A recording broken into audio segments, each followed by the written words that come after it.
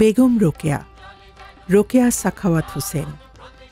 শিক্ষাবিদ, নারী জাগরণের অগ্রদূত বেগম রোকেয়া জীবনের শেষ দিন পর্যন্ত নিয়োজিত ছিলেন সমাজ সেবায়। অন্ধকার পথে একাকী চলেছেন সংস্কারের আলোকশিখা হাতে নিয়ে। এই নির্ভীক পথ চলায় কুসংস্কারাচ্ছন্ন সমাজ তাঁর প্রতি ঘৃণা উগরে দিতে কুণ্ঠা বোধ করেনি।